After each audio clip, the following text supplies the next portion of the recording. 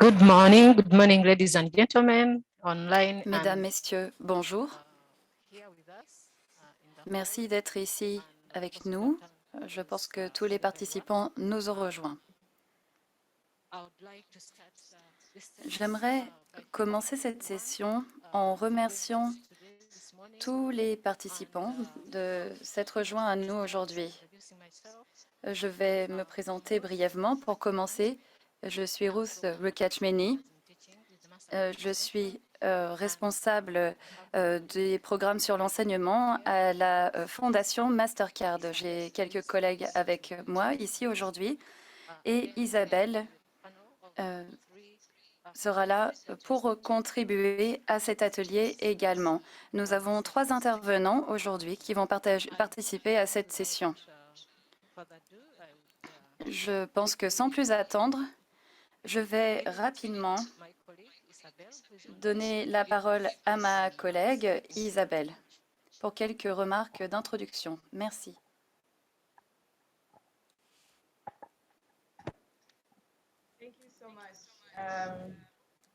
Merci beaucoup.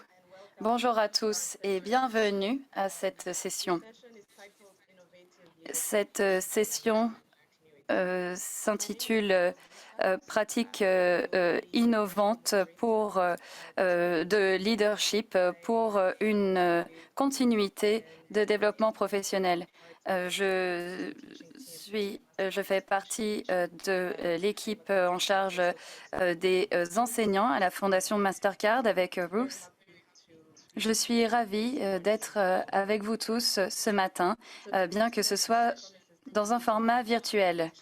Cette session, je pense, sera particulièrement enrichissante avec nos partenaires dans le domaine de l'environnement, IE Rwanda, VVOB Rwanda. Et nous avons donc là, avec ces programmes, l'un des centres d'innovation dans le domaine de l'enseignement pour les technologies ICT, pour les technologies TIC. Et nous travaillons tout particulièrement pour l'utilisation de ces outils dans les salles de classe. L'année dernière, à la suite du confinement au Rwanda, les écoles ont fermé pour 2 millions d'élèves dans les écoles primaires et secondaires. Les enseignements ont dû poursuivre leur enseignement à distance. Nous collaborons également avec l'IUCE à l'Université du Rwanda et avec le REM. Et nous proposons différents cours afin de promouvoir un leadership partagé pour permettre aux enseignants de pouvoir remplir leur rôle et pour un développement professionnel continu. Nous nous concentrons particulièrement donc sur la formation des enseignants et le soutien aux enseignants pour le renforcement des capacités et pour permettre aux enseignants d'identifier des passerelles au sein de la profession d'enseignant. Nous travaillons sur des différents modules des programmes nationaux que nous distribuons par SMS. Et nous travaillons également sur des programmations de formation des enseignants. Aujourd'hui, chaque intervenant va partager avec nous la façon dont l'enseignement ainsi que la formation des enseignants a été rendue possible pendant la période de confinement. J'aimerais commencer par partager avec vous quelques points d'organisation pratique pour ceux d'entre vous qui nous suivent en ligne. Lorsque l'on vous donne la parole, s'il vous plaît, activez votre micro. Et si vous ne prenez pas la parole, merci de le désactiver. Lorsque l'on vous donne la parole, n'oubliez pas donc d'allumer votre micro et votre caméra. Une interprétation est disponible en français et en anglais. Vous pouvez cliquer sur le globe en bas à droite de votre écran. Le son ne permet pas l'interprétation. Cela vous permettra donc, grâce à l'interprétation, de suivre la session dans la langue de votre choix. Si vous souhaitez ajouter des commentaires, vous pouvez utiliser la fonction chat. Vous pouvez également utiliser la fonction pour lever la main si vous souhaitez prendre la parole. Merci beaucoup. Et je redonne maintenant la parole à Ruth. Merci beaucoup, Isabelle. Merci encore, mesdames et messieurs. Merci de cette session spéciale. Merci de votre participation. Nous allons donc maintenant écouter nos différents intervenants qui vont nous partager leurs expériences, tout particulièrement dans le contexte de la fermeture des écoles en raison de la crise liée à la COVID-19. Nous allons donc voir quelles ont été les expériences des apprenants, quelle a été leur expérience en tant qu'enseignants, comment nous aurions pu être mieux préparés et comment est-ce que les différents acteurs de l'éducation ont pu répondre à ce défi pour apporter une continuité pédagogique pour s'assurer que les apprenants, les élèves confinés chez eux ne soient pas oubliés. Nos intervenants pourront répondre à vos questions après leur contribution. Et la Fondation Mastercard soutient les programmes de résilience dans le contexte de la pandémie. Nous apportons un soutien aux gouvernements qui en ont besoin pour assurer une continuité pédagogique dans le cadre de la fermeture des écoles.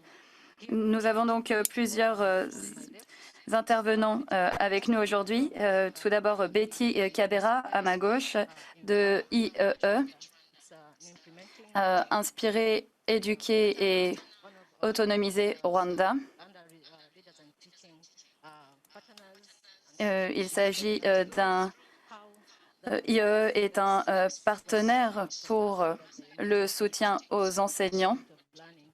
Betty va pouvoir nous expliquer quelles ont été les actions mises en place pour la continuité pédagogique dans le secondaire. Nous avons ensuite le père Joseph Okunayezu. Nous serons ravis d'entendre votre expérience en tant que chef d'établissement dans une province de l'Est du Rwanda. Il y a donc eu une fermeture d'école également dans cette région lors du confinement. Nous pourrons donc en savoir plus au sujet de cette expérience. Notre troisième intervenante sera Justine. Justine est également une enseignante chevronnée de l'école de Maranyundo. Et Justine pourra nous parler de son expérience dans le contexte de la pandémie pour l'enseignement dans la salle de classe et pour la continuité pédagogique. Et je donne maintenant la parole à Betty pour qu'elle puisse nous faire part de son expérience. Merci.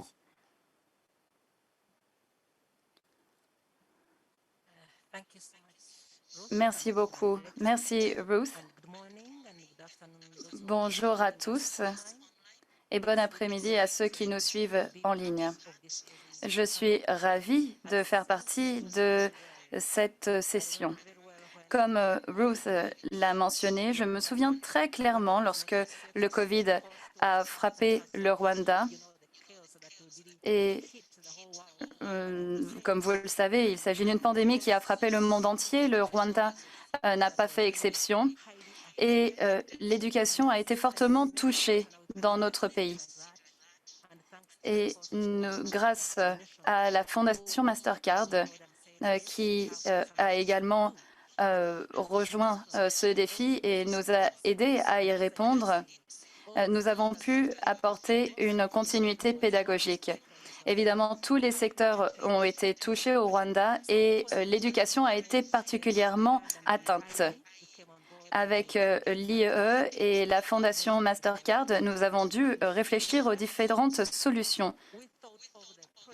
Et nous avons réfléchi au projet ou au programme qui s'intitule le programme de résilience et nous avons essayé de voir ce que nous pouvions faire et la seule solution, c'était l'apprentissage à distance. Et cela permettait de combler les lacunes apportées par la fermeture des écoles. Les élèves confinés ne pouvaient plus se rendre à l'école car les écoles étaient fermées. Nous avons donc commencé l'enseignement à distance grâce au soutien de la Fondation Mastercard et d'autres parties prenantes. Et tous les enseignements que nous avons pu tirer de cela nous ont été utiles du niveau primaire jusqu'au niveau secondaire. Et l'éducation a pu être poursuivie. Nous avons eu une continuité pédagogique grâce à l'enseignement à distance. L'enseignement ne s'est jamais arrêté grâce aux outils en ligne. Et un des avantages, c'est que cela a profité à la fois aux élèves, mais également aux enseignants. En effet, il y a donc eu cet apprentissage à distance, mais les enseignants ont pu apprendre de leurs collègues, des autres enseignants. Ils ont pu apprendre de leurs expériences. Et donc, les enseignants ont vraiment suivi de près tout ce qui a été mis en place en ligne pour l'enseignement à distance. Donc, je pense que les enseignants ont vraiment appris des bonnes pratiques de leurs collègues. Et donc, je dirais que cela a été une vraie opportunité d'apprentissage également pour les enseignants. Merci beaucoup. Merci. Merci beaucoup, Betty. Merci. C'était un plaisir d'entendre votre expérience dans ce contexte de pandémie. Et maintenant, je voudrais vous présenter brièvement Joseph. Comme je vous l'ai dit, Joseph est un enseignant dans l'une des écoles de la province de l'Est du pays, le groupe scolaire Bruno Guilloundoué. Et Joseph va maintenant nous faire part de son expérience en tant qu'enseignant, mais surtout en tant que chef d'établissement. Joseph va vous nous expliquer comment il a pu traverser cette période de fermeture d'école en raison de la crise liée à la COVID-19. Donc, Joseph, quelle a été votre réponse afin d'assurer une continuité pédagogique et quelle a été la spécificité de votre rôle en tant que directeur d'école et comment avez-vous pu apporter un développement professionnel continu en ligne? Merci beaucoup. Donc, je suis directeur d'école dans notre province de l'Est du pays. Et pendant la pandémie, pendant la fermeture d'écoles, plusieurs parents m'ont contacté pour me demander comment est-ce que l'on peut continuer à apprendre. Et moi, je me suis demandé comment est-ce que l'on peut tirer le meilleur parti de ce contexte d'éducation. J'ai donc essayé d'organiser un développement professionnel continu afin d'aider les enseignants à acquérir les connaissances nécessaires pour exercer leur métier. Les enseignants ont accepté de participer à ce projet et ensuite les enseignants ont demandé à avoir des sessions dans plusieurs matières, les sciences, les langues. Ils ont créé un groupe sur WhatsApp. Ils ont préparé des ressources qu'ils ont partagées entre eux.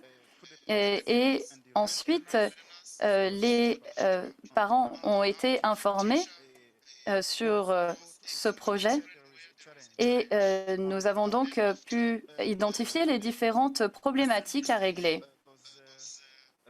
Nous avons ensuite eu une collecte de questions qui a été réalisée par les enseignants via le groupe WhatsApp. Et ensuite, nous avons utilisé un logiciel qui nous a permis d'envoyer des messages gratuitement. Et cela nous a permis de communiquer avec les parents d'élèves pour avoir leur retour. Nous avons pu constater que le programme fonctionnait bien. Et ensuite, nous avons vu que nos élèves étaient en demande d'éducation. Et c'était une bonne expérience pour nous.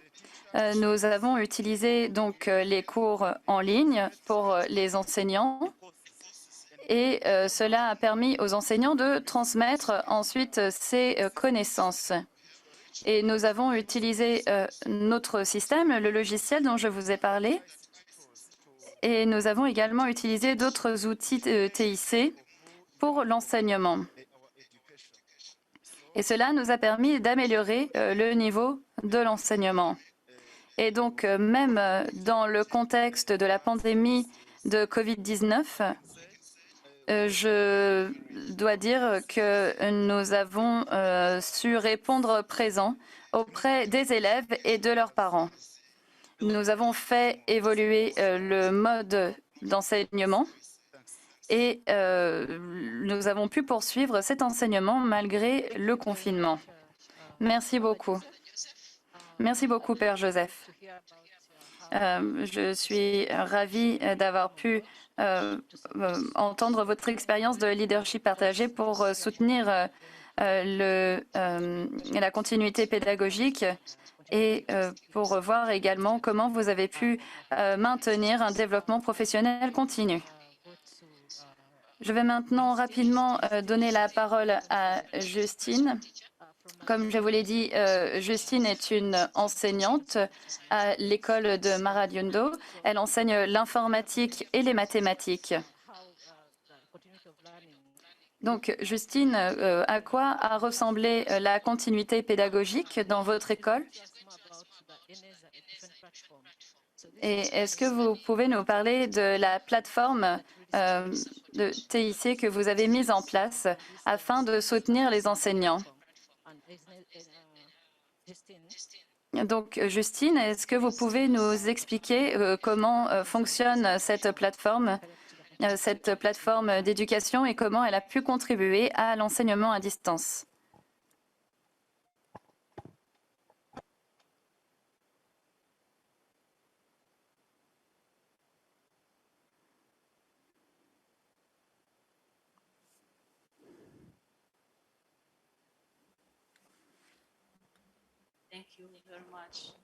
Merci beaucoup.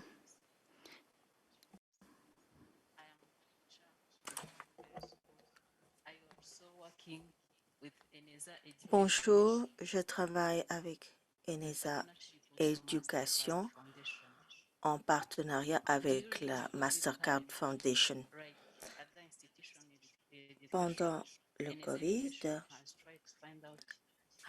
Eneza Éducation a essayé de faire en sorte que les apprenants continuent à travailler, même si les établissements scolaires étaient fermés et que les apprenants ne pouvaient pas aller à l'école. Et c'est dans ce contexte qu'on a essayé de numériser le programme scolaire. On les a transformés en modules et en ligne et on les a transférés via SMS, etc. aux apprenants. Mais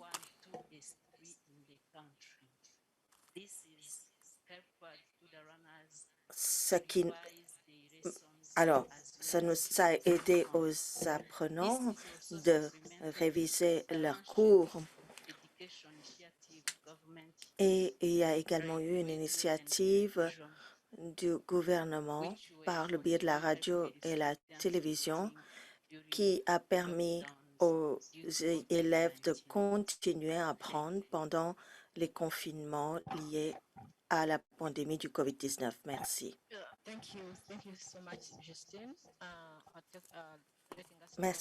Merci beaucoup, Justine, de nous avoir parlé de Eneza Education et les SMS que vous avez envoyés aux apprenants. Je reviens à Betty de l'IE.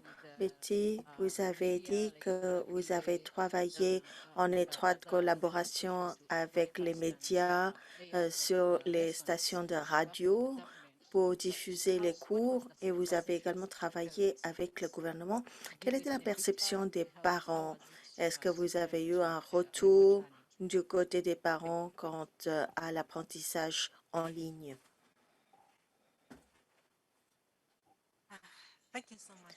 Merci beaucoup, Madame la modératrice.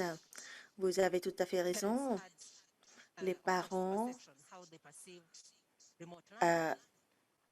ont perçu l'apprentissage en ligne d'une certaine façon. Je vais vous donner mon expérience en tant qu'éducatrice et également en tant que parent parce que j'avais des enfants à la maison. Pendant le confinement, tout le monde était à la maison. Donc, ma perception en tant que parent moi-même, c'est que c'était très positif. C'était extrêmement utile parce qu'il n'y avait rien d'autre à faire à part s'occuper de ses enfants à la maison. Donc, ce programme de résilience est tombé à point nommé parce que nous n'avions rien d'autre à faire à part travailler avec nos enfants. Et avec ce programme, les enfants d'abord n'étaient pas réticents, ils étaient tout à fait impliqués et participaient au programme. Pour les parents, c'était vraiment très utile parce que ça a réglé le problème de l'ennui à la maison sans activité. Donc, même pour les autres parents, je pense que c'était extrêmement utile. Ce programme a couvert le début de l'école primaire jusqu'au secondaire et les parents qui les parents nous ont appelés, Red était impliqué, Arabi était impliqué, et les parents nous demandaient toutes les semaines si on pouvait avoir le calendrier, emploi du temps. Il y a des parents qui demandaient quels cours étaient prévus pour la semaine pour qu'ils puissent suivre eux-mêmes. Alors, je peux dire que les parents n'étaient pas du tout réticents. Au contraire, ils étaient très impliqués. On avait leur soutien. Le rôle qu'ils jouaient était très important. C'était tangible, c'était concret. Ils étaient vraiment là pour aider leurs enfants à suivre leurs cours. Donc, la perception était très tangible, très positive. Et comme je l'ai dit, moi-même, je suis parent et j'ai je peux vous donner ma propre expérience également. Donc, c'était très positif dans l'ensemble. Merci.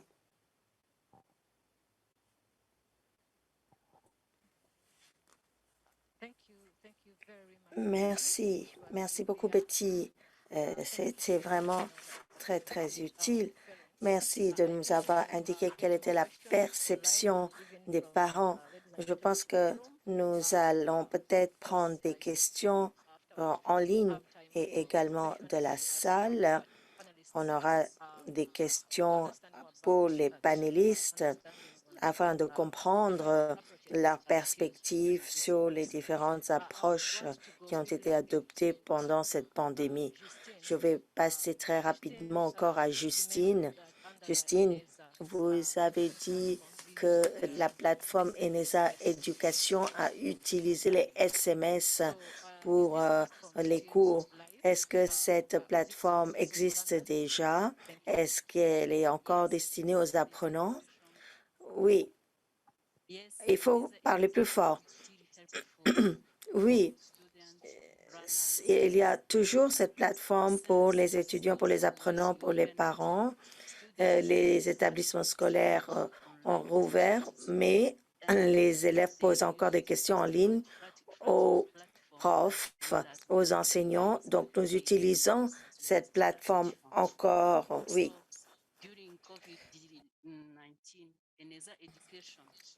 Pendant la pandémie du COVID-19, ENESA Éducation a fourni l'accès à cette plateforme à tous les apprenants de la première à la sixième année pour poser des questions en ligne aux aux enseignants et ils recevaient la réponse en 5 minutes.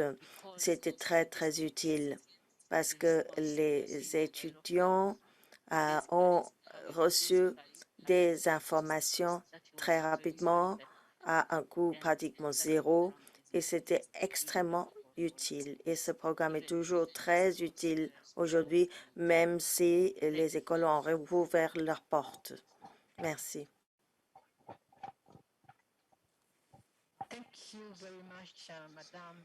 Merci beaucoup, Justine.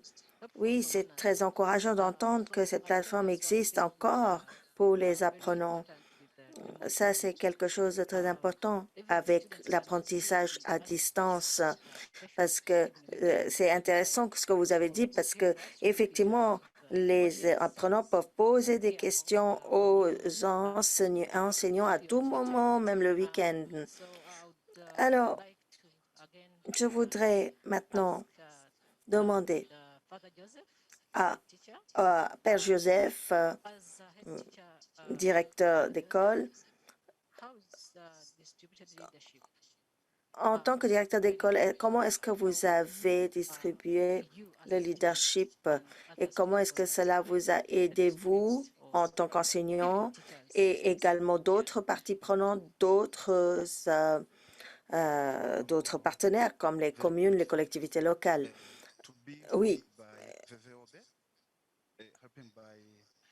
je suis très heureux d'avoir le soutien de VVOB et de la Fondation Mastercard.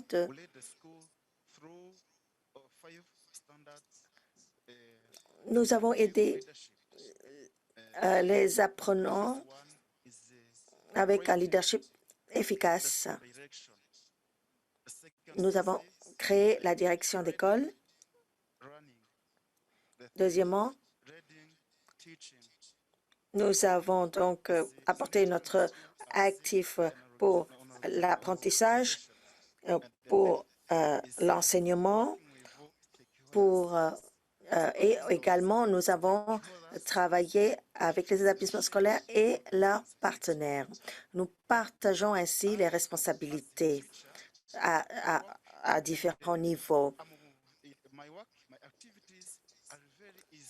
Les activités que j'effectue sont simplifiées parce que nous travaillons en équipe.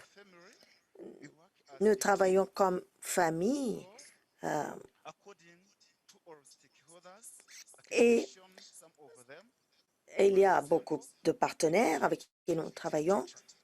Par exemple, un directeur adjoint. Il poursuit le développement professionnel en formation continue. Ensuite, il fait l'évaluation au niveau de l'établissement. Et nous avons également quelqu'un, une sorte de mentor sur place dans l'établissement scolaire. Et il continue à s'occuper du développement professionnel.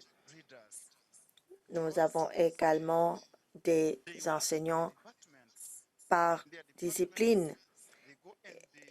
Ils ont leur département et ils consolident leurs propres connaissances dans leur matière.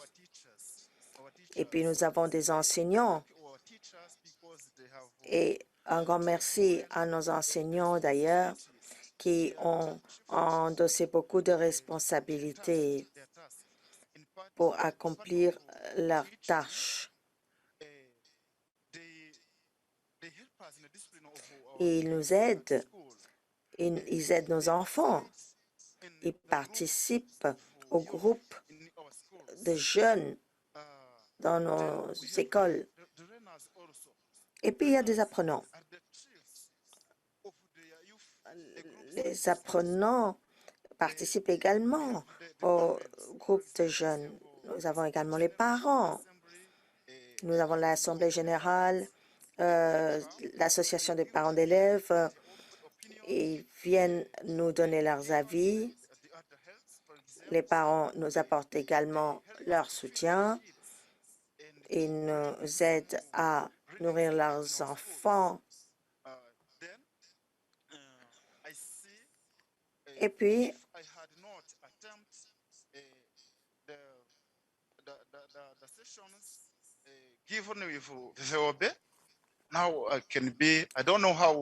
je ne sais pas comment on aurait fonctionné sans tous ces partenaires.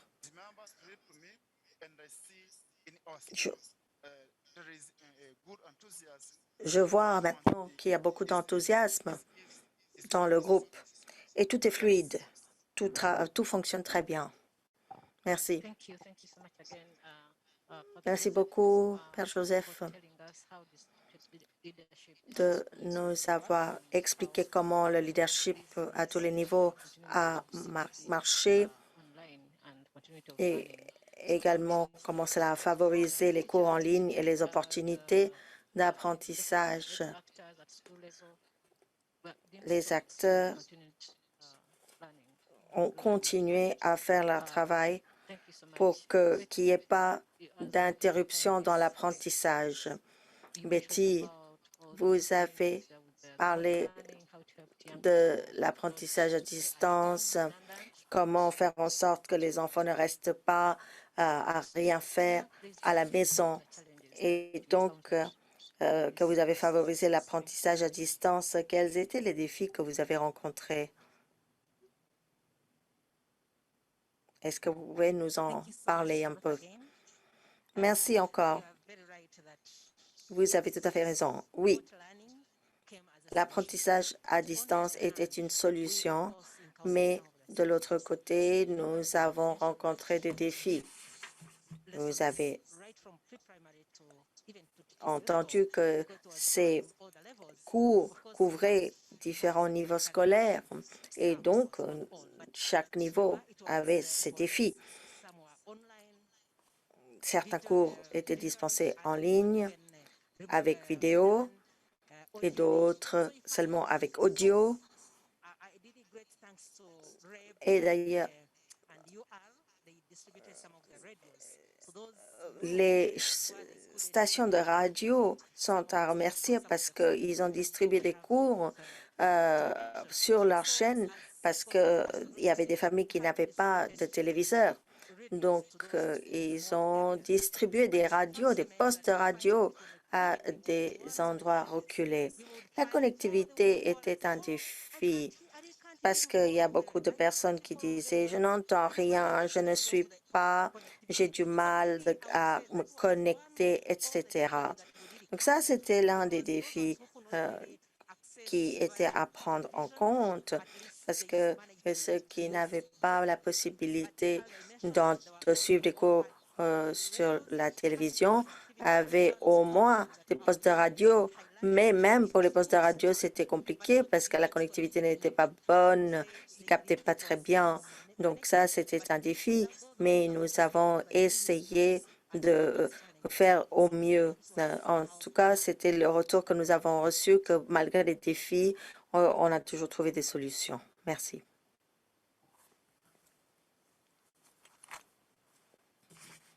Thank you so much, Betty. Merci, Betty. Hello?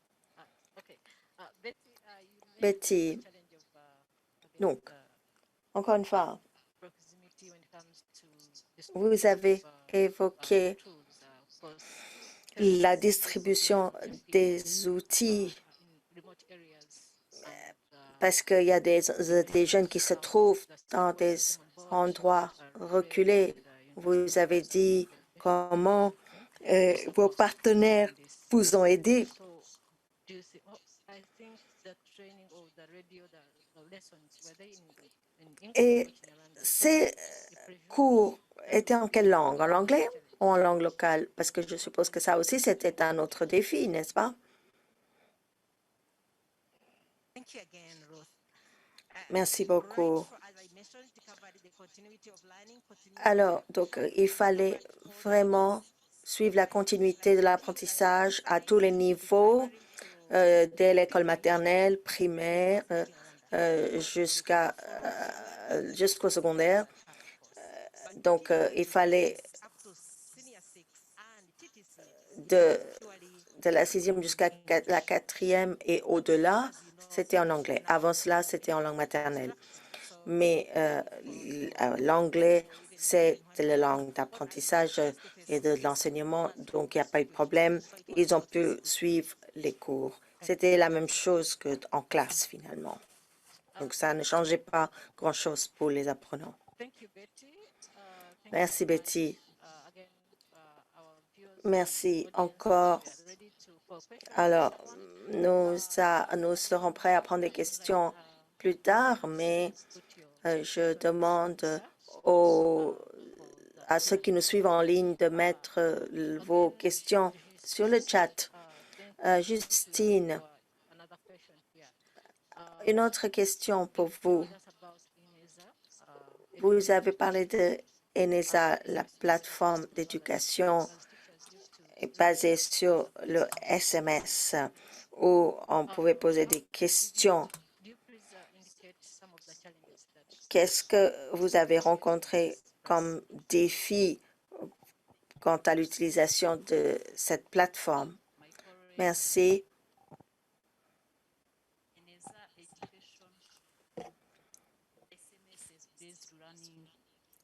ENESA Éducation est basée sur le SMS et ça vraiment c'est très utile pour les apprenants parce que c'est gratuit pour les élèves.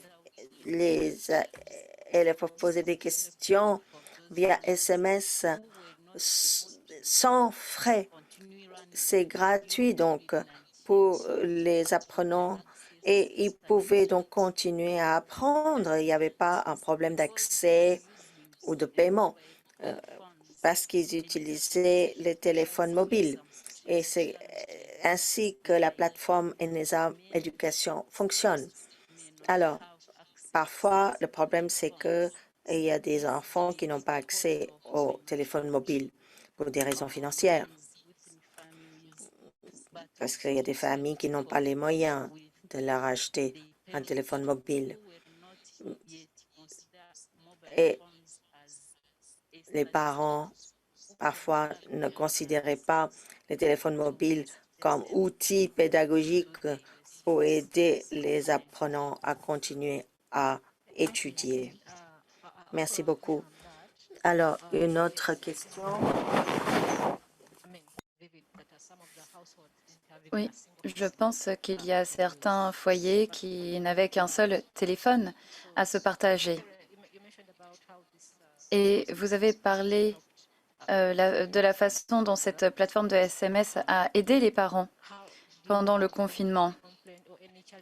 Est-ce que vous avez eu des plaintes de la part des parents qui ont utilisé cette plateforme pour l'utilisation de cette continuité pédagogique au sein des foyers? Oui. Certains ne comprenaient pas comment la plateforme était organisée. Et donc, il faut que chaque utilisateur soit un participant actif et il faut également voir quelles sont toutes les leçons qui concernent chaque élève. Il faut voir également comment les élèves peuvent poser des questions. Donc, nous avons fait l'effort de transmettre ces informations directement aux parents. C'était une requête de leur part et c'était très important pour nous en tant qu'enseignants. Mais c'était également important pour les parents d'élèves de partager ces informations. Merci beaucoup. Merci, Justine. Merci de cet éclaircissement. Père Joseph, je me tourne vers vous à nouveau. Nous avons tous compris pourquoi l'éducation est centrale pour vous au sein de l'écosystème éducatif et en tant que directeur d'école. Vous travaillez avec différentes parties prenantes. Donc, quelle a été la réponse en cette période de pandémie afin d'assurer une continuité pédagogique et l'enseignement? Comme je l'ai déjà expliqué, En cette période de pandémie de COVID-19, nous avons pu avoir la participation de différentes parties prenantes.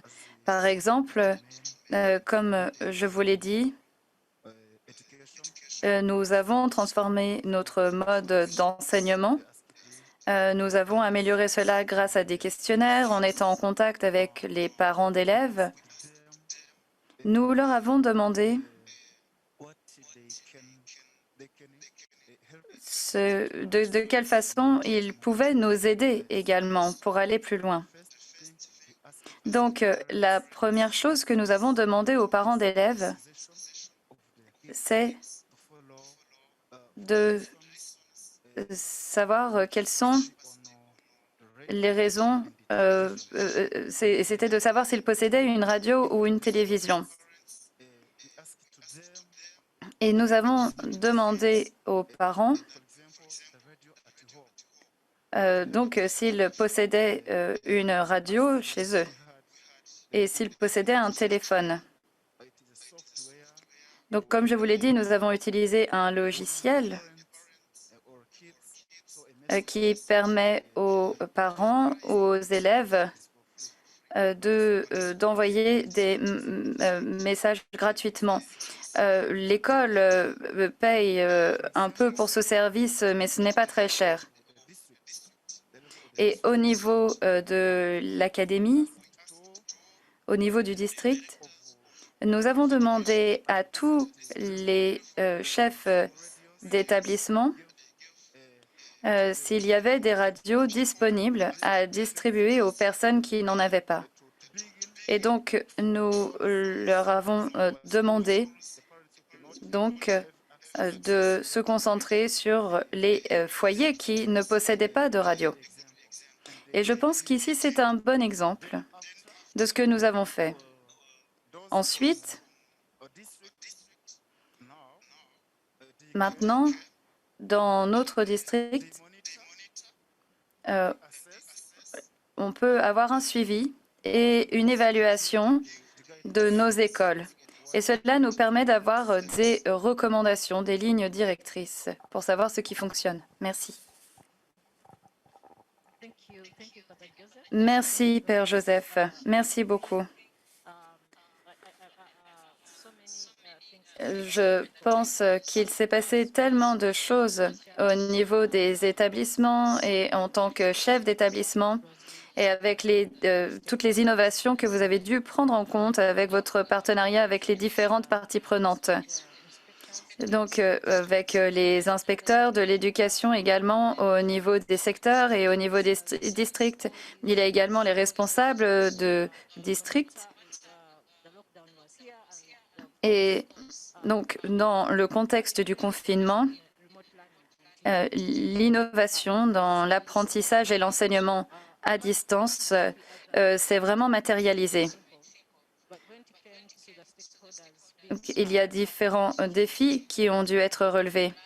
Mais lorsque l'on parle de l'enseignement et de l'apprentissage à distance, est-ce que vous avez identifié des problématiques au niveau du secteur ou au niveau du district? Quelles sont les différentes problématiques que vous avez identifiées?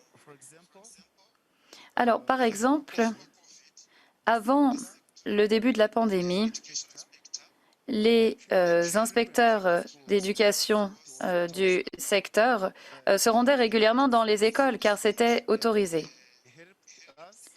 Ils réalisaient un suivi des écoles, ils nous aidaient, ils réalisaient des évaluations. Mais, pendant le confinement, ces visites n'étaient pas autorisées. Nous les avons ajoutés à nos groupes WhatsApp pour qu'ils puissent nous soutenir. Ils ont donc pu voir nos idées et ils ont pu contribuer également au développement professionnel continu dans notre groupe. Au niveau du district, notre directeur de l'éducation, eh bien, nous le remercions car à chaque fois qu'il nous a demandé un retour sur ce que nous avions fait, après en avoir pris connaissance, il a pu nous faire part de ses conseils. Donc le vrai défi, c'était l'absence de visite physique. Mais nous avons réussi à surmonter ces défis grâce à nos groupes WhatsApp. Et avec notre logiciel, ils ont pu voir ce que nous avions réalisé. Et ils ont pu nous donner de bons conseils. Merci. Merci beaucoup de cette explication, Père Joseph. J'ai une autre question. Je pense qu'en ce moment, donc, les écoles sont ouvertes. L'enseignement en présentiel est autorisé. Donc, avez-vous maintenu cet apprentissage à distance? Merci. Avec la pandémie de Covid-19, nous avons pu tirer de bonnes expériences. Nous avons découvert une nouvelle façon d'enseigner et cet apprentissage a donc été fructueux. Nous utilisons encore notre groupe aujourd'hui et c'est mon deuxième jour ici. Et j'ai vu que dans notre groupe, j'ai reçu de nombreux messages au sujet des diverses activités que nous avons réalisées dans notre école. Et nous avons pu recevoir de bons conseils, encore une fois. Donc, c'est une bonne expérience et nous n'allons pas y mettre un terme. Merci. Merci, Père Joseph, de l'avoir mentionné. C'est vrai que le Covid-19 nous a apporté une opportunité d'apprendre et de profiter de nouvelles expériences qui vont se poursuivre, même si les écoles ont rouvert. Même si les enseignants ont pu reprendre leur travail en présentiel, l'apprentissage à distance va se poursuivre d'une manière ou d'une autre. Je pense que je vais maintenant donner la parole à notre public, à la fois en présentiel et en ligne. Je vais donc maintenant donner la parole au public pour d'éventuelles questions. Merci.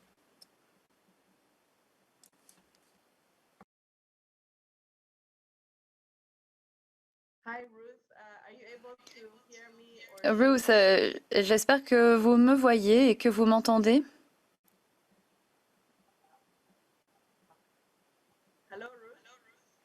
Ruth, est-ce que vous m'entendez? Oui, Isabelle. J'espère que vous avez pu suivre les échanges.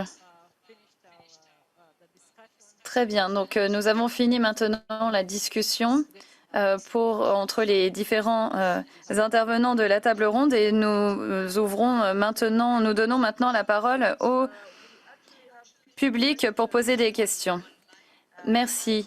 Alors, il y a deux questions en ligne. La première de Étienne Néolita. Il aimerait demander quels sont les enseignements que chaque intervenant a tirés de la pandémie de Covid-19 qui leur permettraient de se préparer à toute autre pandémie. Voilà pour la première question. Et la deuxième question est posée par Linda Devlin.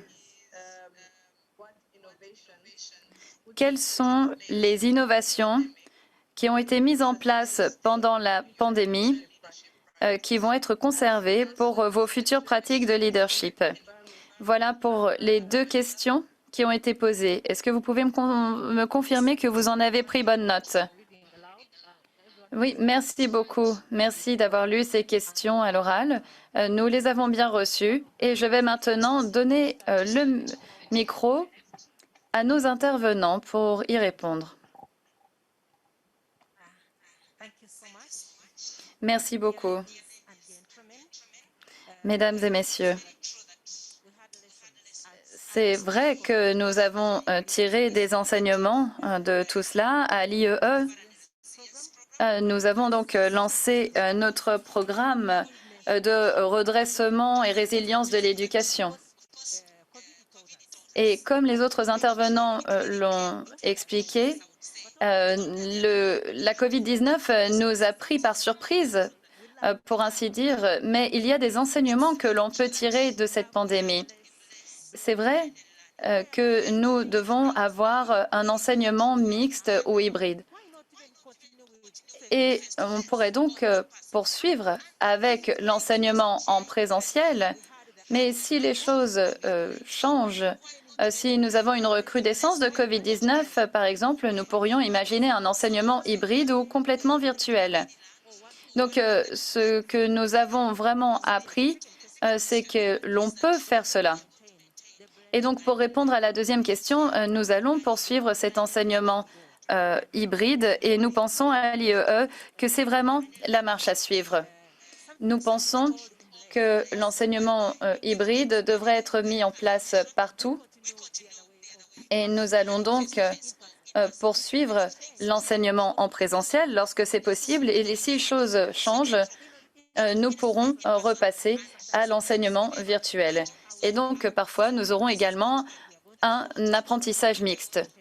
Donc, c'est une expérience que nous allons donc poursuivre. Merci beaucoup. Père Joseph, est-ce que vous souhaitez répondre à ces questions?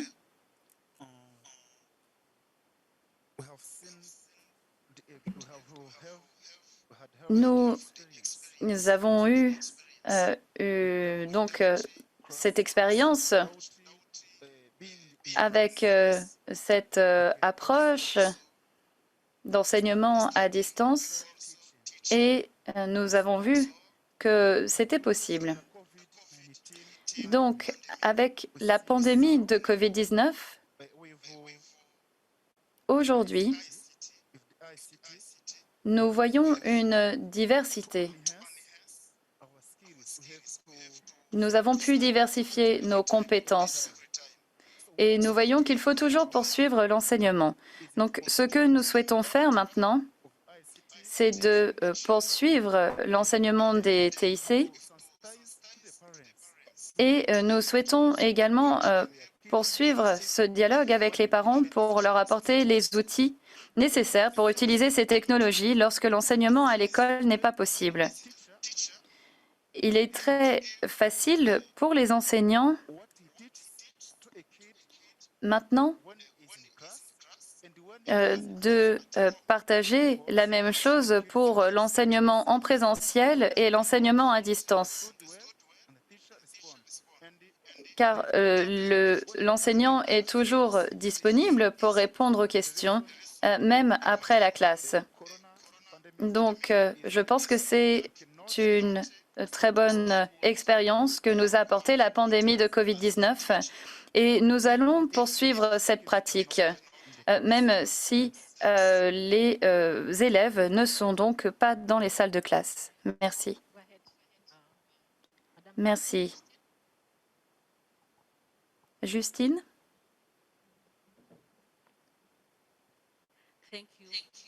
Merci. Comme mes collègues l'ont déjà dit, la COVID-19 nous a tous apporté des enseignements. Pour nous, les enseignants, mais également pour les parents.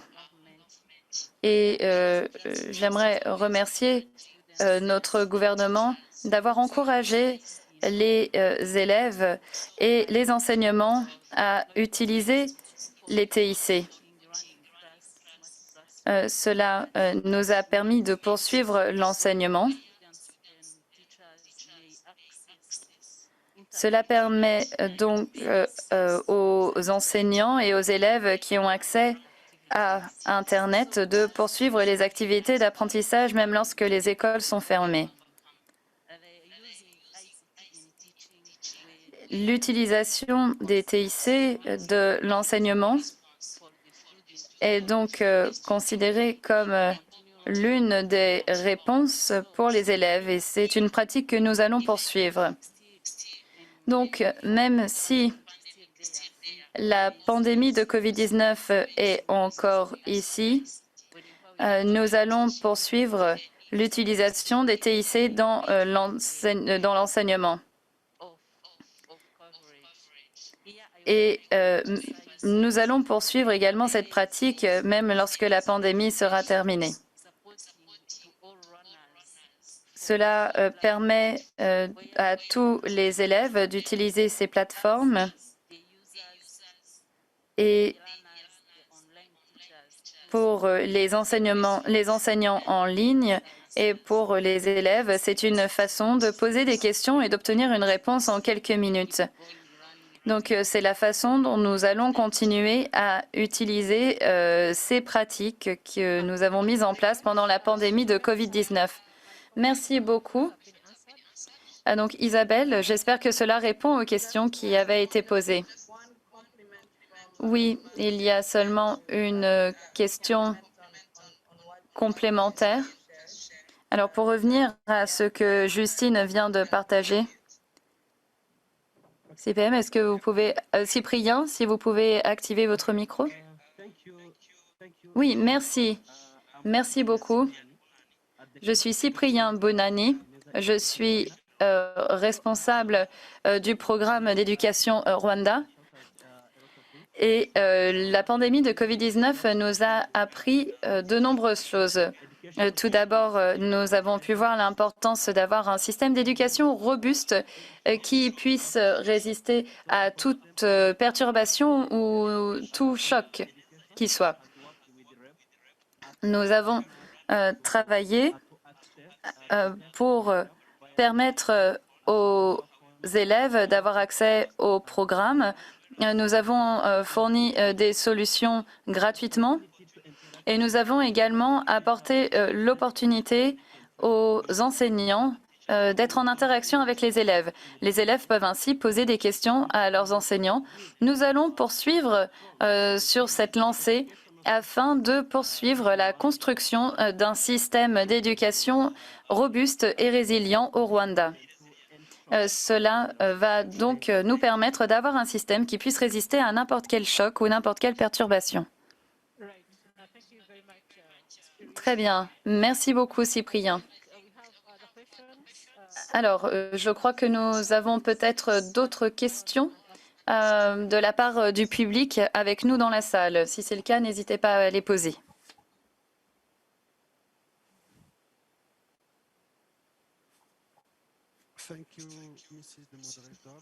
Merci, Madame la modératrice. Alors, je vais poser ma question en français, s'il vous plaît.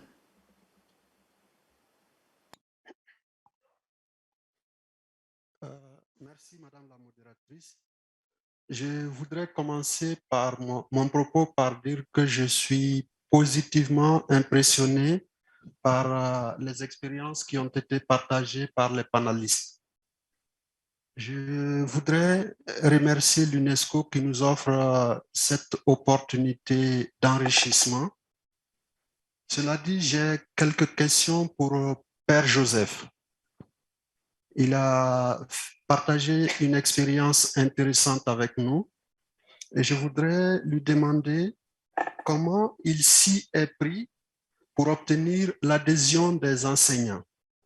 Est-ce qu'ils ont accepté parce que ce sont des instructions officielles et qu'ils n'ont pas le choix, ou bien c'est parce que le rôle de leader du directeur a fonctionné ici? Deuxième question, est-ce qu'il y a eu des résistances au changement, sachant que ce sont de nouveaux outils que les enseignants sont appelés à utiliser et qu'ils n'y étaient pas forcément tous préparés? Enfin, quelle est la stratégie de motivation pour que les enseignants continuent avec ce nouveau dispositif, sachant qu'ils ne sont pas tous dans les mêmes conditions de travail? Je vous remercie et je vous rends la parole.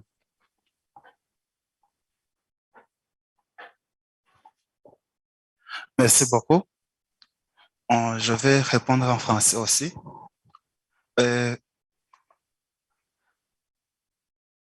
Pour le nouveau, quand il y a quelque chose de nouveau, toujours, il y a des résistances. Il y a des résistances. mais nous avons à chercher comment aller au-delà de ces résistances. Alors, j'ai dit que j'ai eu de la chance d'être formé par VVOB, et là où on nous avait informé à propos euh, de leadership. Alors, on nous disait, quand il y a des contraintes, qu'est-ce que vous allez faire? Comment vous allez vous montrer? Alors, pour la première fois, j'ai appelé le staff de record, et on a échangé comment nous allons le faire.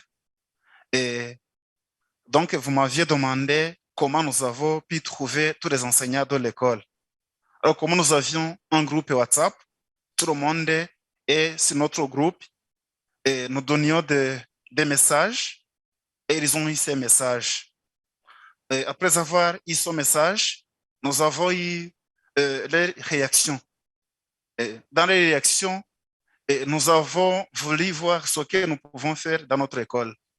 Alors, des résistances que nous avons rencontrées, et première résistance était que et disait que comment ils vont trouver des enfants, qu'est-ce que nous allons faire. Mais nous avons expliqué comment nous allons rencontrer des enfants et ils ont accepté. Et deuxième résistance est que les gens disaient, alors sur le groupe WhatsApp, nous n'allons pas trouver toujours des mégabytes de l'argent. Alors, nous avons disposé, parce que nous avons une caisse de solidarité dans notre école, nous avons dit, alors nous pouvons prendre quelques sommes d'argent et en disposer pour que tout le monde soit sur WhatsApp. Et nous avons prévu même le temps de nous rencontrer sur notre groupe WhatsApp. Nous disions, nous allons prendre une heure, de 13h à 14h. Tout le monde va y être. Alors, comme nous avons aussi dans notre stratégie de nous rencontrer. Alors, comment, si c'était pour l'encontre sur WhatsApp, vraiment, ils venaient, ils y étaient. Alors, pour la motivation que vous demandez, d'abord, moi, je vois que des enseignants qui nous sommes dans notre école, vraiment, ils sont très motivés, parce que même, je peux dire que nous travaillons comme des compétitions. Nous voudrions que nous ayons des enfants qui réussissent beaucoup. Alors, pour réussir, il faut que nous travaillions ensemble. Et vraiment, je vois qu'ils sont très motivés, Et, et nous aussi, quand nous nous rencontrons, vraiment, nous remercions. Pouvons avoir de l'eau ensemble, et comment ici, et nous disons vraiment ce que nous avons fait, et nous donner de bons résultats. Merci.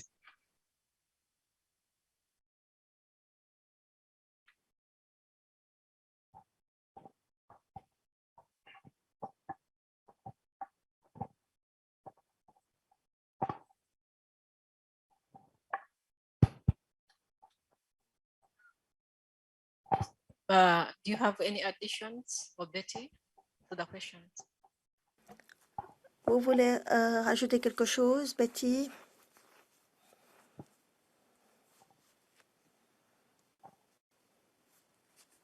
Okay.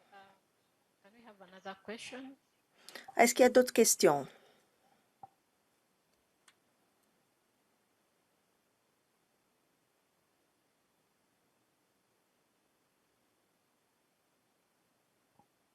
Good morning.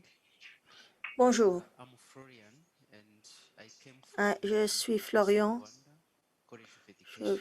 Je viens And those who don't du know Rwanda, College College of Education of Education. is an honorary institution, public C'est institution in charge l'institution to service teacher training. publique en charge de la formation des enseignants. I'm enjoying the presentations and Je me réjouis presentation is d'entendre very ces présentations as far qui sont as extrêmement utiles learning, teaching et amid of qui nous the COVID-19 pandemic. nous aident à comprendre comment Really l'apprentissage et l'enseignement a pu continuer. accepted to lead this session. And Merci à Mastercard et merci aux panélistes des différentes institutions qui ont partagé leurs expériences avec nous ce matin. J'ai suivi avec beaucoup d'intérêt les interventions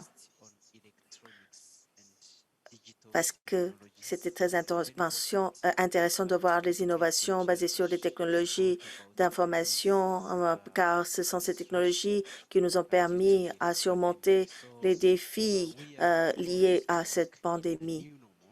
Nous devions travailler dans un cadre tout à fait nouveau, du jamais vu, donc il fallait vraiment être très innovant pour cela. Alors, j'ai quelques questions. J'ai une question à laquelle chacun des panélistes peut répondre. Et puis ensuite, j'ai deux autres questions, l'une pour Père Joseph et l'autre pour Justine.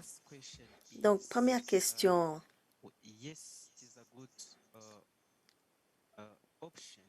Alors, c'est vrai que ces technologies sont une bonne option pour poursuivre l'enseignement avec des logiciels ou en utilisant la télévision ou la radio dans des endroits reculés. C'est quelque chose de merveilleux. Ce qui me préoccupe, c'est que si on n'arrive pas à atteindre tous les bénéficiaires potentiels, les apprenants et les familles défavorisées, ça peut creuser encore plus la fracture numérique parce qu'il y en a qui ne pourront tout simplement pas avoir accès à l'apprentissage parce qu'ils n'ont pas les moyens nécessaires pour y accéder. Alors, comment est-ce qu'on peut résoudre ce problème? Ça, c'est ma première question. Deuxième question également pour l'ensemble des panélistes. Alors, vous avez mis en place beaucoup de choses, beaucoup d'outils, et vous avez dit que ces outils continuent à servir l'apprentissage.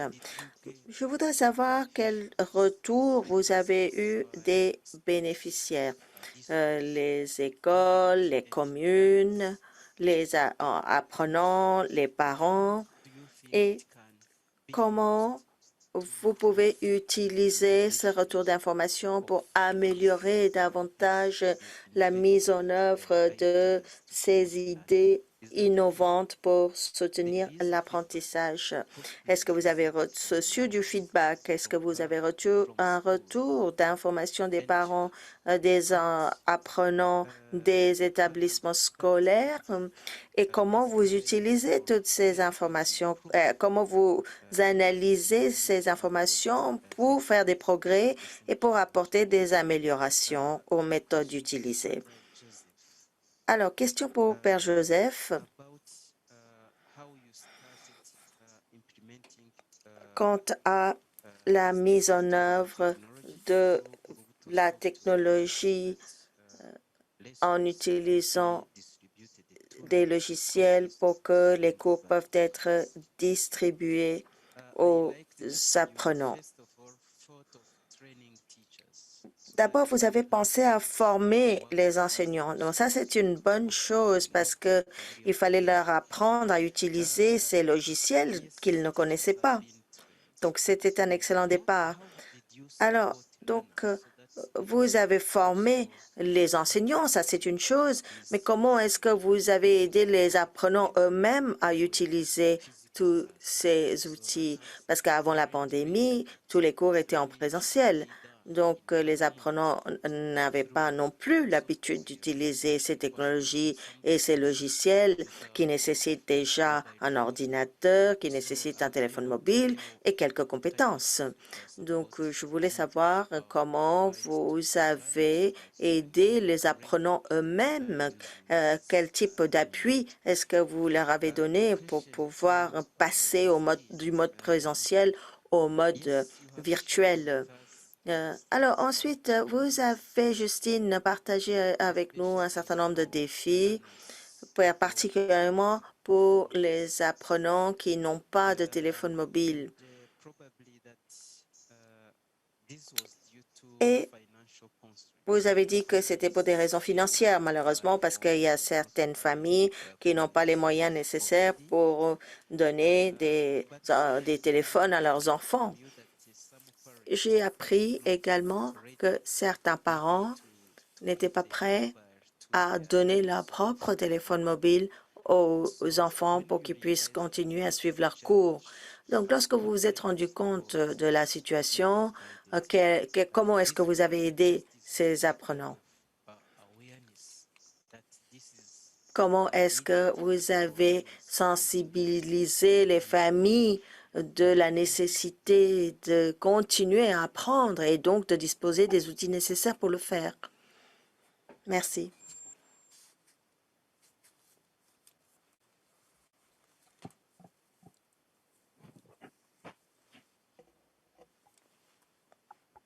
Yeah. Panelists, please go ahead and answer. Alors, panélistes, vous êtes libres de répondre. Il n'y a pas d'ordre préétabli. Qui veut prendre la parole pour commencer? Allez-y. Dans le micro, s'il vous plaît.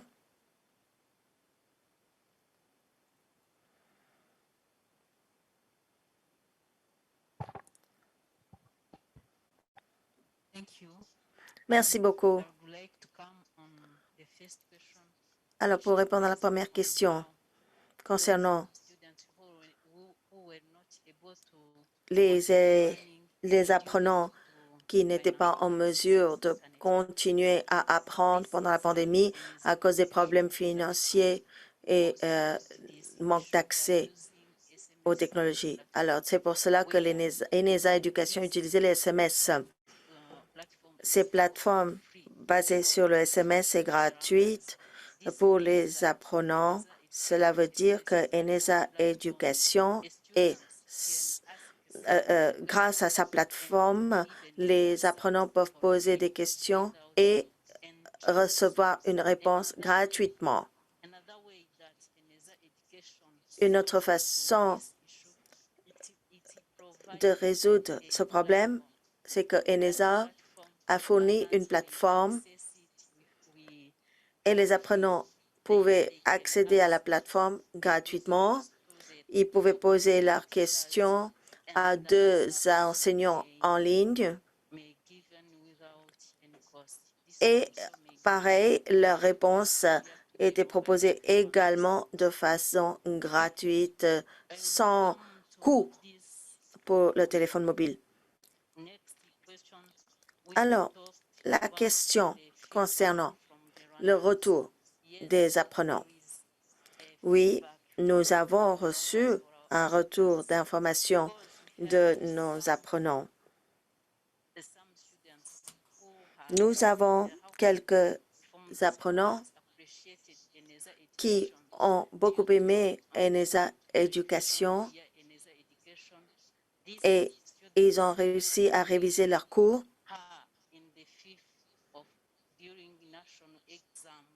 et ils ont donc pu se préparer à l'examen national. Et c'était grâce à ENESA Éducation, parce que ENESA a soutenu les apprenants pendant toute cette période difficile. Pour maintenant répondre à la dernière question concernant le soutien proposé aux parents qui ne considèrent pas que le téléphone mobile est un outil pédagogique. Alors, M. Cyprien, qui est en ligne, va nous aider à répondre à cette question. Merci. Merci. Merci beaucoup. Justine? Oui. Nous avons donc constaté qu'il y a certains parents qui n'ont pas une attitude positive vis-à-vis de mettre à disposition leur téléphone mobile à leurs enfants. Donc, nous avons lancé des campagnes de sensibilisation ciblant les parents par le biais de différents programmes, des émissions radio, l'Arabie, pour atteindre les parents et leur expliquer la situation. Les téléphones portables sont des téléphones abordables. Nous précisons qu'on n'a pas besoin d'un téléphone très sophistiqué pour accéder à notre plateforme. Ça peut être un téléphone pas très sophistiqué. La plateforme est gratuite. Nous avons fait une évaluation d'impact. Nous avons fait une enquête. Nous avons parlé aux parents sur le téléphone pour faire comprendre que notre programme est important et avoir leur retour.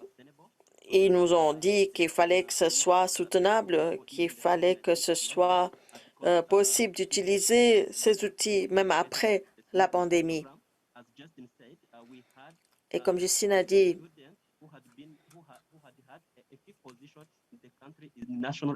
nous avons connu de bons résultats. Il y a même quelqu'un qui est arrivé 5e au concours national dans le pays et qui a suivi ses cours en ligne pendant la pandémie. Donc, nous avons donc beaucoup d'enfants de familles défavorisées et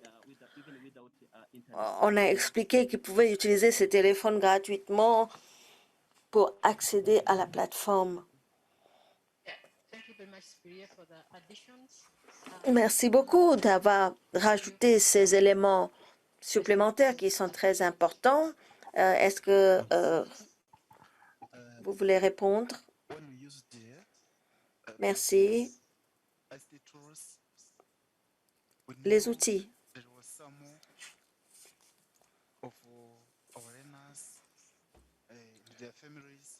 Les outils n'étaient pas toujours accessibles dans les familles de certains de nos apprenants. On le savait.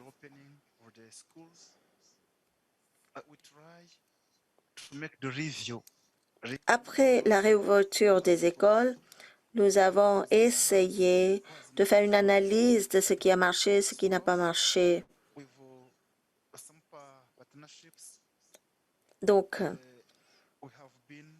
avec les partenariats, nous avons reçu de l'aide et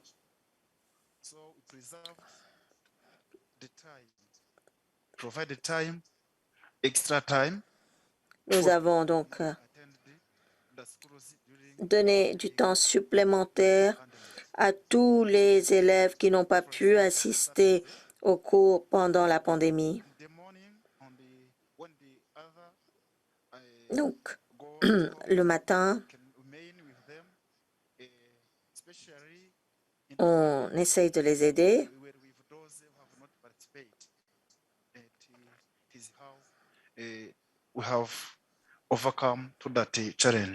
Aider ceux qui n'ont pas pu participer au cours. C'est ainsi que nous avons pu surmonter ce problème. Merci beaucoup. Alors, pour rajouter quelque chose à ce que mes collègues ont dit, je pense qu'on ne peut pas surmonter les défis seuls.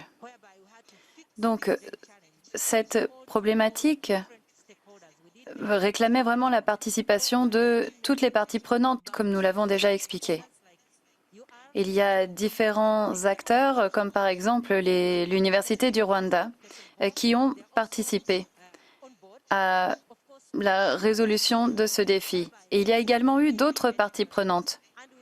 Nous avons souligné donc certains acteurs et certains secteurs ruraux également qui ont participé, par exemple, pour équiper les foyers qui ne disposaient pas de radio.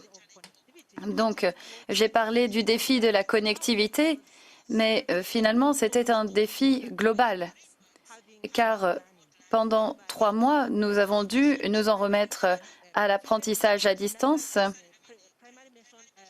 Et donc, la mission première a été de s'assurer que tout le monde puisse profiter de l'enseignement à distance. Et ensuite, il a fallu exploiter les synergies qui sont apparues. Nous avons donc eu l'aide de différents partenaires. Et il y a certains foyers qui n'étaient pas équipés de radio ni de télévision. Et donc, nous avons pu avoir le soutien de certains acteurs locaux pour équiper tout le monde de radio, comme nous l'avons expliqué. Maintenant, j'aimerais dire quelques mots au sujet du retour que nous avons eu. Dans mon intervention précédente, j'ai expliqué que la perception avait été très positive et je vous ai partagé mon expérience personnelle. Nous étions tous confinés, nous étions tous chez nous et je dirais que finalement, les élèves ont donné un retour positif, leurs parents aussi, et même les enseignants. Et donc, même pour le reste des partenaires, cela a été le cas. Tout le monde a mesuré sa chance de pouvoir profiter de l'enseignement à distance. Et c'est arrivé au bon moment, car les élèves et leurs parents ne savaient pas quoi faire, mais nous avons pu nous reposer sur l'enseignement à distance. Donc, cela a été très utile. Un autre point que j'aimerais mentionner, si je ne me trompe pas, nous avons pu avoir une continuité dans l'enseignement lorsque l'enseignement présentiel n'a pas pu se poursuivre, mais finalement, même si ce n'était pas prévu, grâce à l'enseignement à distance, nous avons pu avoir une continuité pédagogique et les enseignants ont pu poursuivre ce qu'ils avaient déjà commencé. Merci beaucoup. Merci. J'espère que votre question a trouvé sa réponse. Merci.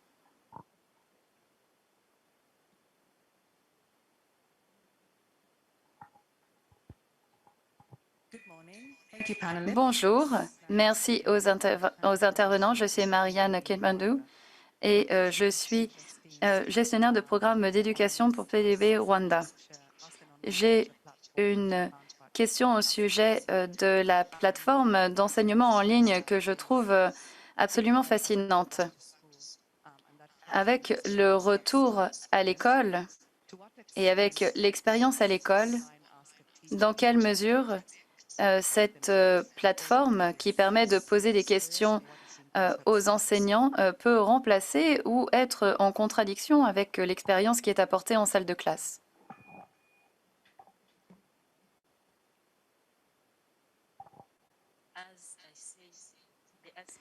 Comme je l'ai expliqué, cette plateforme pour poser des questions aux enseignants fonctionne encore. Nous avons encore un nombre considérable de questions qui sont posées par les élèves. Il y a des questions qui font l'objet d'une réponse dans un temps très court par les enseignants. Donc cette plateforme fonctionne encore.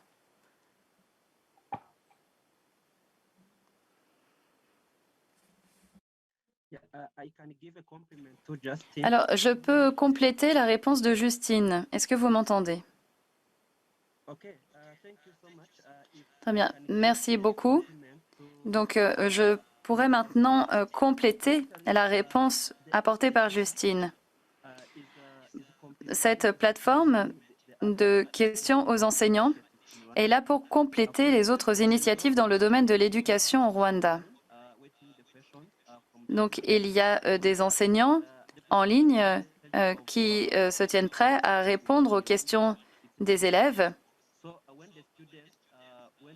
Donc, lorsque les élèves rentrent chez eux, après l'école, ils ont la possibilité de poser des questions aux enseignants pour avoir de l'aide dans leurs devoirs.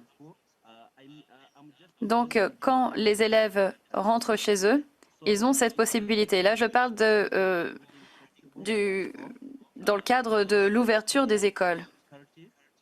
Donc, un élève peut rentrer chez lui, faire ses devoirs et découvrir une difficulté qui qui le bloque dans son apprentissage et il peut donc profiter de cette plateforme pour poser ses questions et poursuivre son apprentissage.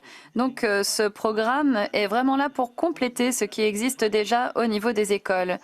Et cela permet donc d'apporter un soutien supplémentaire aux élèves.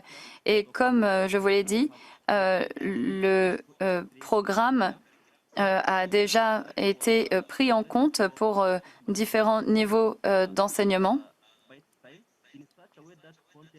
Et le contenu a été reformaté afin de pouvoir être partagé par SMS et être lu sur téléphone portable. Donc, dans le cas d'enseignement à distance, cela veut dire que les élèves peuvent réviser leurs cours en utilisant un téléphone portable. Et donc, la plateforme pour les questions à poser aux enseignants et ce système de programmes partagés par SMS sont là pour compléter les autres programmes déjà en classe. Et cela permet d'améliorer les acquis pédagogiques des élèves. Merci.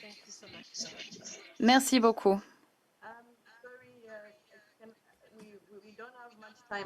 Alors, il nous reste peu de temps. Je crois qu'il nous reste seulement 2 minutes avant que la session se termine. Mais j'aimerais juste partager une dernière question, si vous me permettez. Et c'est une question posée par Sheila.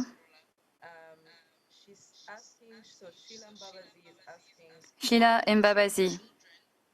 Comment les enfants aux besoins spéciaux peuvent bénéficier de ce programme à distance?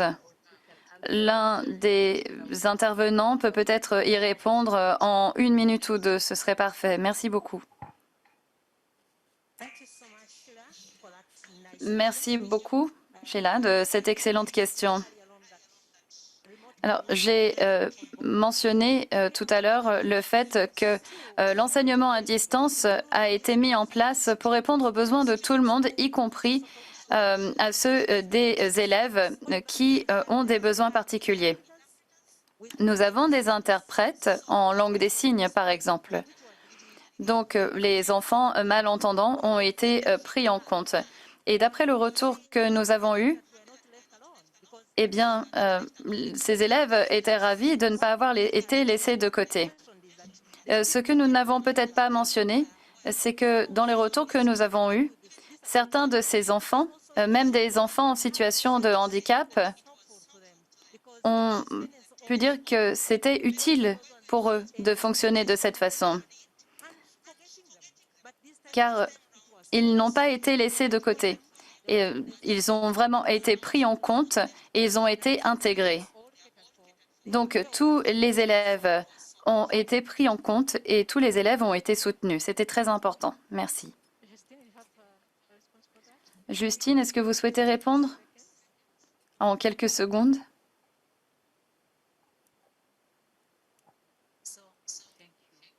Merci. Pour compléter, en utilisant les TIC dans l'éducation, ce sera utile même en dehors du contexte de pandémie. Cela permet aux élèves d'accéder au contenu même lorsqu'ils ne peuvent pas se rendre en classe. Merci beaucoup. Merci. Nous arrivons maintenant au terme de cette session et je vais donner la parole à Isabelle pour dire quelques mots de conclusion. Isabelle, vous avez la parole. Merci beaucoup. Merci, Ruth. C'était une table ronde, une session passionnante. Merci à tous nos intervenants. Merci d'avoir pris le temps de participer à cette session et partager vos merveilleuses expériences avec nous. Dans les principaux messages à retenir, je dirais, comme cela a déjà été mentionné, prendre en compte l'apprentissage mixte et l'apprentissage à distance. C'est vraiment la voie à suivre pour l'avenir. Une autre conclusion, il sera important de voir comment on peut avoir un enseignement inclusif en s'assurant qu'il y a une continuité pédagogique et en s'assurant que le développement professionnel continu se poursuit également. Et dans les enseignements qui ont été partagés par VVOB sur la façon dont le leadership peut être partagé et ne doit pas nécessairement reposer seulement sur un chef d'établissement. Le leadership est donc fondé sur les responsables d'éducation au niveau des districts et des secteurs et également être partagé par d'autres membres des établissements. Nous avons également pris bonne note de l'engagement des enseignants pour assurer la continuité pédagogique. Et enfin, nous voyons bien quelle est l'importance du numérique, de la connectivité et de l'accès aux solutions numériques d'accès au contenu d'éducation, comme par exemple cette plateforme de partage de contenu par SMS. C'est une plateforme qui est très accessible. Ce sont donc des conclusions très utiles que nous avons pu tirer de cette session. Je remercie Ruth pour son rôle de modératrice et je remercie également tous les collègues qui ont participé au succès de cette session. Merci encore. Il y a une question que nous n'avons pas eu le temps de prendre en compte, mais en tout cas, les questions ont toutes été excellentes et je pourrais vous mettre en relation avec les intervenants si vous avez d'autres questions à leur poser. Merci beaucoup et Ruth, je vous redonne la parole. Merci beaucoup. Merci de ces mots de conclusion. Mesdames et messieurs, j'ai seulement une annonce à vous faire. Il y a une pause à l'étage et ensuite nous aurons la séance plénière. Merci à tous et un remerciement tout particulier aux intervenants. Merci beaucoup.